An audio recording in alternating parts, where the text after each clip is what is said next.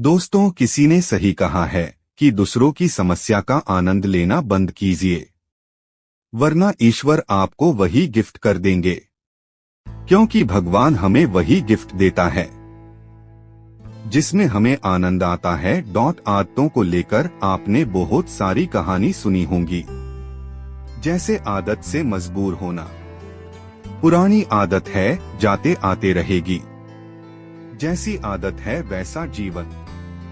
लेकिन आदत ऐसे नहीं बनी है।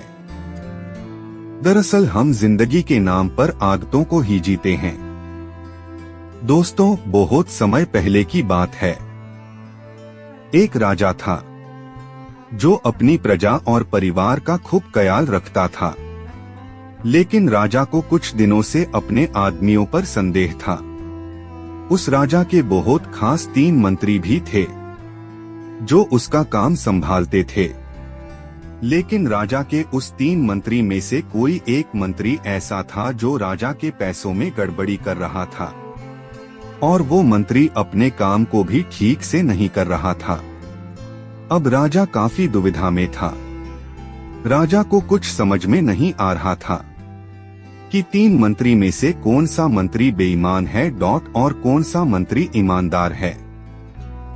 ये पता करने के लिए राजा ने एक दिन उन तीनों मंत्री को अपने पास बुलाया और कहा, देखो, अब हमारा जन्मदिन आ रहा है, इसलिए आप तीनों को घने जंगल में जाना है।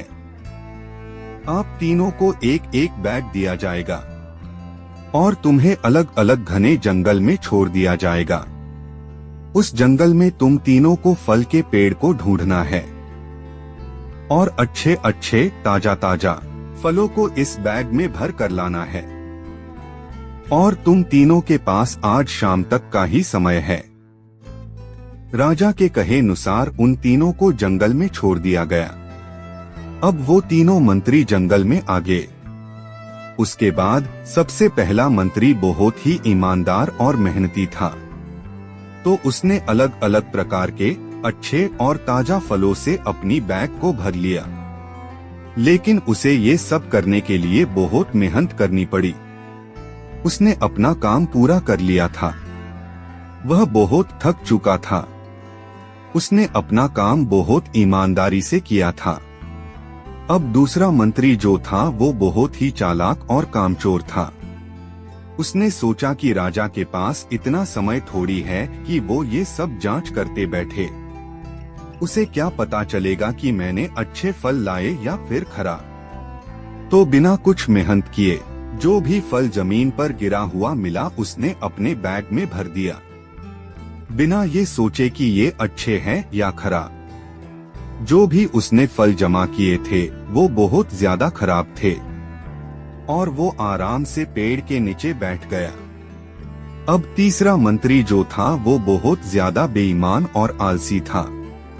उसने सोचा कि राजा सिर्फ बैग की लंबाई और वजन ही देखेगा, ये नहीं देखेगा कि थैले के अंदर कितनी अच्छी या फिर कितनी खराब चीजें भरी है।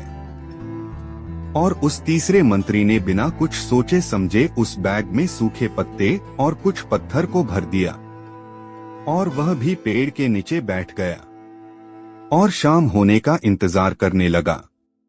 राजा के कहे मुताबिक उनका समय समाप्त हो चुका था। अब शाम भी हो चुकी थी। वो तीनों मंत्री अपने अपने थैले लेके राजा के महल में आ पहुंचे। राजा ने देखा कि वो तीनों मंत्री जंगल से वापस आ गए हैं। तो राजा ने उन तीनों मंत्री के बैग को खोलकर देखा नहीं कि उसके अंदर क्या क्या है, लेकिन उन तीनों मंत्री को अलग अलग जेल में 1 महीने के लिए बंद कर दिया।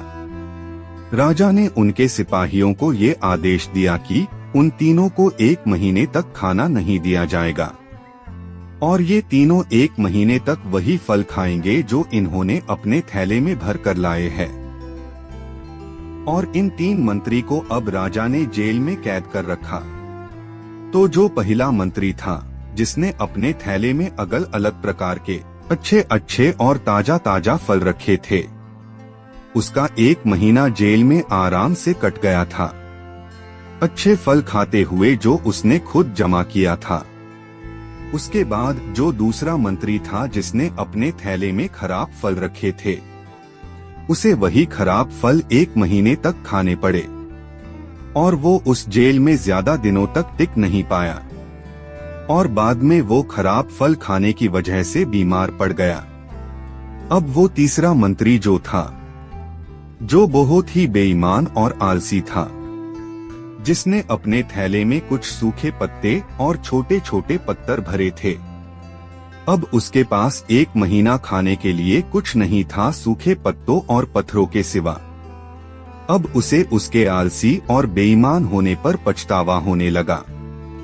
उसे लगा कि शायद मैंने थोड़ी मेहनत करके इस थैले में कुछ अच्छे और ताजा फल डाले होते तो 1 महीना खाने के लिए हो जाते, तो आज मेरा ये हाल नहीं होता। वो मंत्री 2 दिन के अंदर ही जेल में मर गया। तो दोस्तों, यह कहानी से हमें ये सीख मिलती है कि हम जो आलस और बेईमानी करते हैं, बेईमानी मतलब अपने ही काम में अपना कुछ नहीं करना, अपना मन नहीं लगाना और खाली बैठे रहना, तो उससे आज तो हमें कोई फर्क नहीं पड़ता। आज तो हम अपने काम में आलस करके आराम कर लेते हैं, लेकिन भविष्य में कुछ दिन के बाद हमें उसी बात का पछतावा होता है।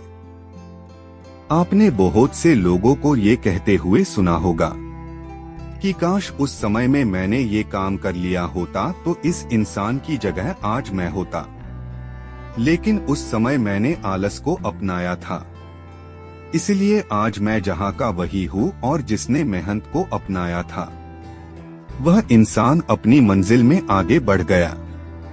तो आपने काम के साथ आलस्य और बेईमानी बिल्कुल भी मत करो, क्योंकि उसके बाद तो हमें पछतावे के अलावा कुछ भी नहीं मिलता।